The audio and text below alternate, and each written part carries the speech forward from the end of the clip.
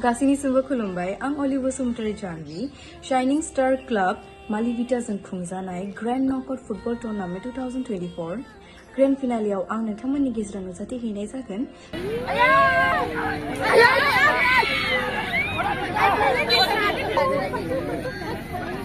मोजां खैबा आंलाय गाबायसो दांबायमोन। खुलुमबाय रायजोफोर, जों नै दायो थांगासिनो दङ मालिविटा। मानोना जोंनि आइलेण्डआ सेमि फाइनाल थांबाय, बेखौनो जोंबो दा गामिनि सापर्टार हिसाबै थांगासिनो दङ आरो दा नै जोङो जमनागुरि मोनबाय। ओमफ्राय नोंथांमोनाबो नायलांबाय थादो सोर देरहायो सोर जेनो।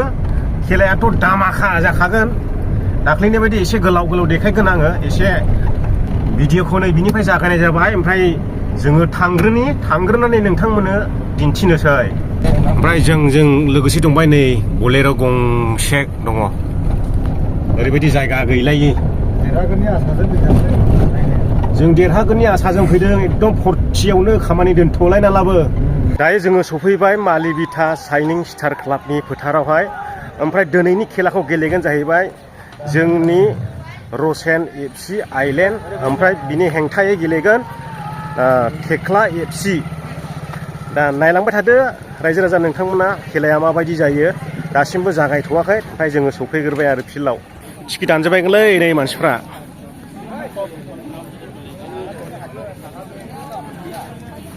ओमफ्राय मादैमोना माथो बिसिनासो नायबाय थाखो, टिकेट दानाखिसै? दाननो मानसि जाबाय बाब। मानसियानो गैयानो। दिनै बारा गैया माथो एक्ट्रिस गैयिखाय।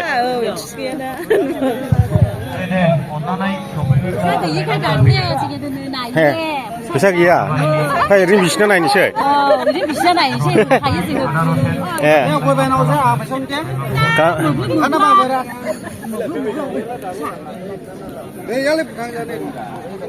नैबे जोंनि आइलेण्डनि सापर्टार गोजा जाहैबाय।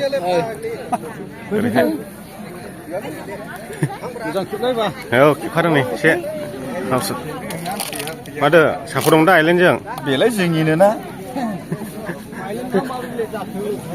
गैयारा प्लेयारफ्रानो। ओइ सारमोन खादासि जाथारबाय न' फैसायालाय? खादासि जाथारबाय। भुटाननिबो दंलाय माथो। भुटाननिबो लायो रा। सोलियो ने? एकदम खिन्थु फाथाबारिनो लेट खालामबाय दे दिनै गेमखौ। औरा बोरै जाखोथाय नोंसिनि माबानाया नोंसिनि गासिबो 10निल'मोन खिन्थु 20 हाबायना।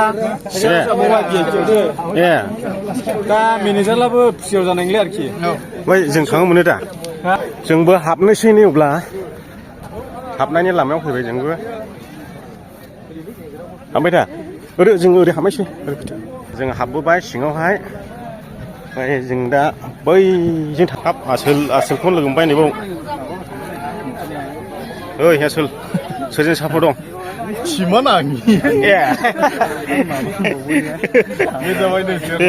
टाइमाबो लेट जाबाय नालाय ओमफ्राय दा गेलेसिगोन आरो। बे गोजाया जाहैबाय रसेन आइलेण्ड एफसि, ओमफ्राय बे गोमा जाहैबाय थेख्ला एफसि।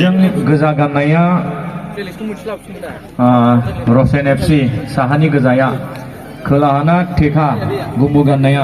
गोसोआव लादो रायजोफोर। ओरैहाय ओमफ्राय नै मालिविटानि सिख्लाफोर गावदां दङ। सोरजों सापर्ट दङ सिख्लाफ्रा? सोरजों? गोमोजों। होनब्लाबो जिंजिं गैया ने? नोंसोरलाय मा गान मोसादों? मोसाखांबाय ना मोसाथ'वाखै? मोसाखाङाखै? बे ग्रुप मोनसेनि गोजा नै मालिविटानि सिख्लाफोर गावदां गोजाखानै। नोंसिनि मा गान मोसागोन? गां रिफि रिफि। ओमफ्राय बिसिनि आलदा ग्रुपनिया मा गान मोसाया नोंसोरलाय दे खोन्थाहरलाय। बोदोर गोसो। बा बोदोरसो जाबावबायनो। आइलेण्डआ गलसे जाजेनबाय हनै। रंजाजोब्बाय नै आइलेण्डखौ सोनो हानायखाय सिख्लाफ्रा।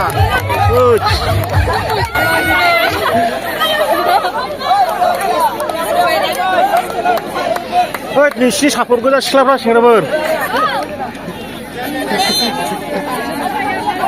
दाख्लैबो आइलेना एकदम खिलायग्रोमोनना 1 मिनिटाव गरसे जादों ओमफ्राय आरो दिनैबो गरसे जाबावबाय नै जोंनि आइलेना सैमायानो फिल' हाबनानै थाहैबाय नै साहाखौ हगारना हो दे बै साहाखौ हगारना हो सिल गेजेर गेजेर खालामबाय नै सैमायानो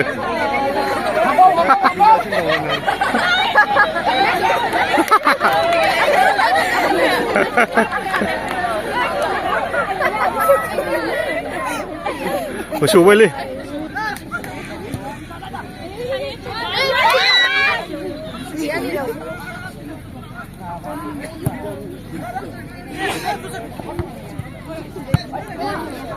मानसिखौ थाङोलै आदै थाङो हर एकदमबारे बरिया जादों खेलाया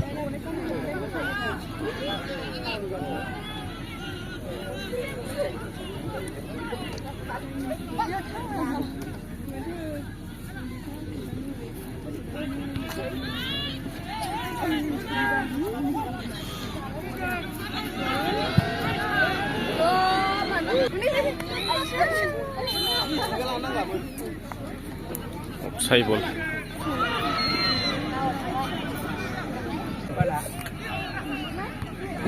आयै हाबायमोन नै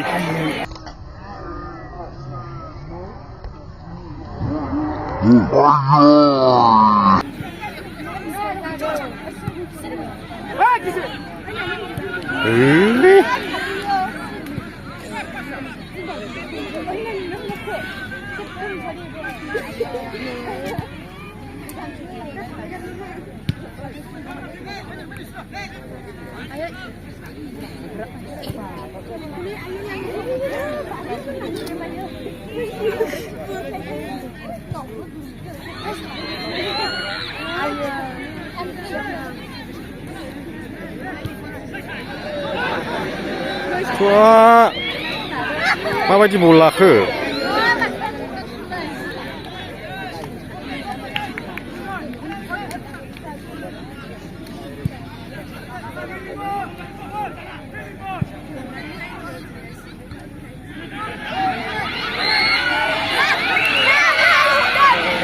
आया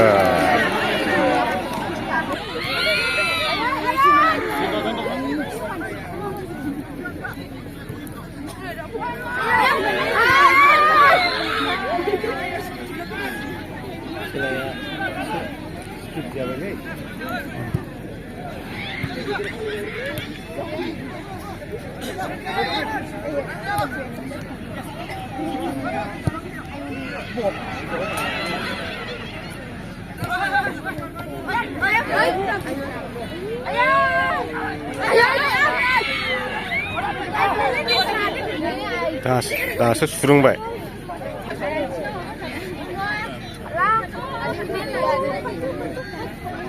ओमफ्राय दांखोयोबा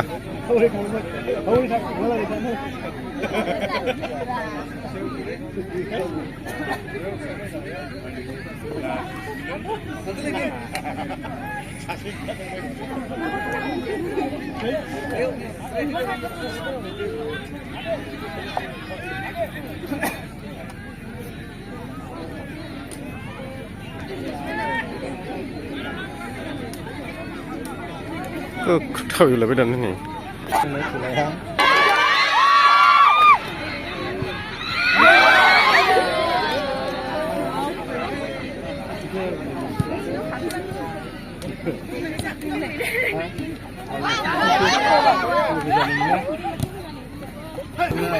गाबायदां नाङाखै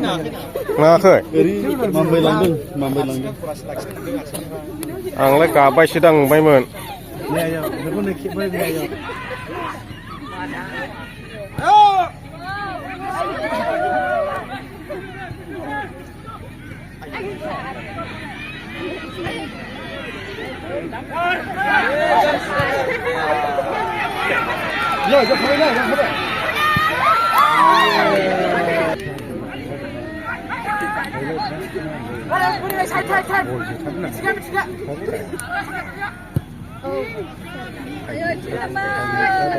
나가서 레스 나이가 보면 다이큐리 선비야 하이마고 고난나 이거는 거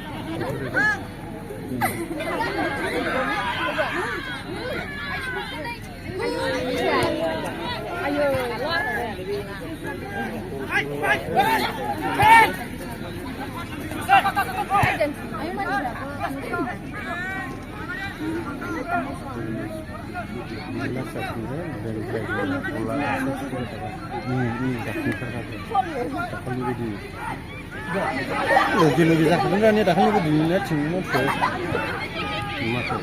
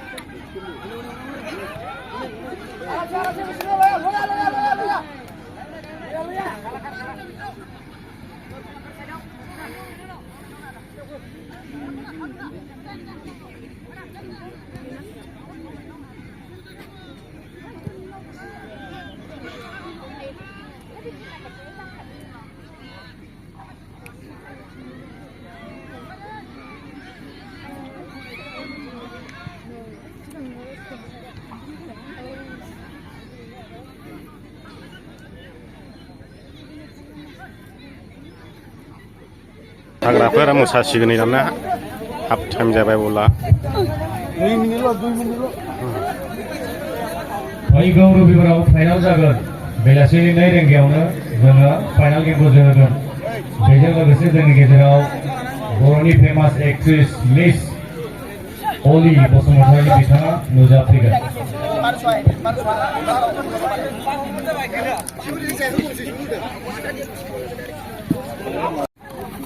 बिथांमोनानो जाहैबाय थेख्ला एबसिनि जाहैबाय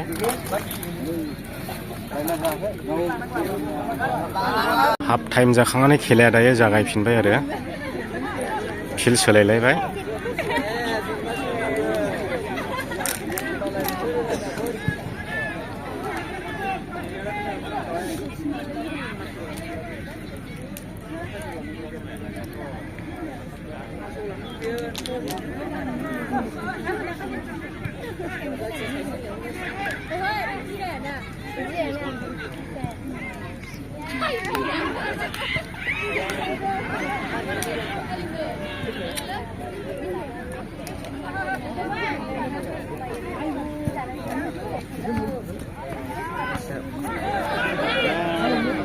माबोरै जोखो थांबाय नै खनसेनो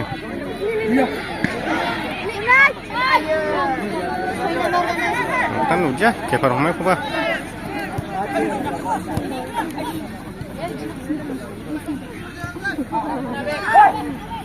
खेला एकदम गरमबान जाथारखादों ओरै थांलायनो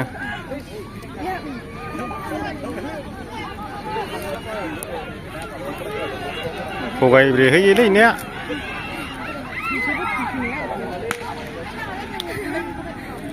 सोरनो होखो दे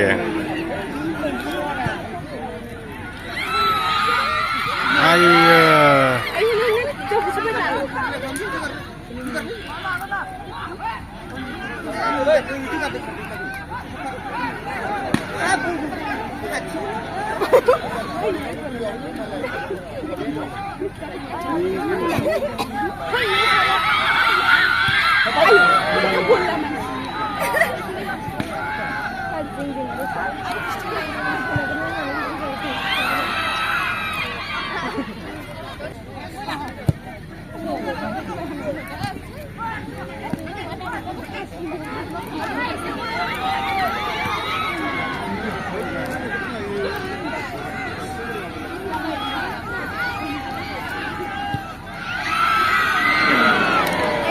Nah, Bapak meli ni kahila, oleh. gahaila. Siklaफोरनि सापर्टारा देरहामानायसैलै नै जेननायसो जाहैबाय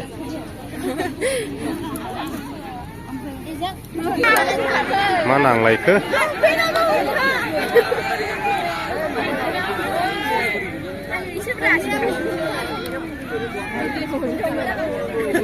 सिबा गोजान नै खवा Bulan huna haya hai bi goja patya.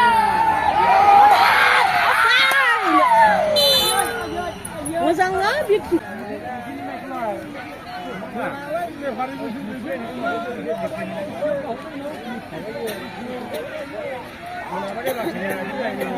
माथो जे बय नांलायनाय जाखो दायो खेलाया जोबनानै थांबाय रायजो राजा नोंथांमोन रसेन एफसिया गल से ओमफ्राय थेख्ला एफसिया गल 2 दा जोंनि रसेन एफसि आइलेन्डआ जेननांगौ गोनां जाबाय आरो दिनैनि सेमि फाइनालाव बेनोसै रायजो राजा नोंथांमोन दिनैनि भिडिअ'खौ मोजां मोनदोंब्ला लाइक खालामदो चेनेलाव गोदान हाबफैदोंब्ला चेनेलखौ साबस्क्राइब खालामदो हायोब्ला शेयार खालामनानै होदो बयनोबो गोजोनथोंसै बयनिसिमबो भिडिअ'खौ जोबजासिम नायनायनि थाखाय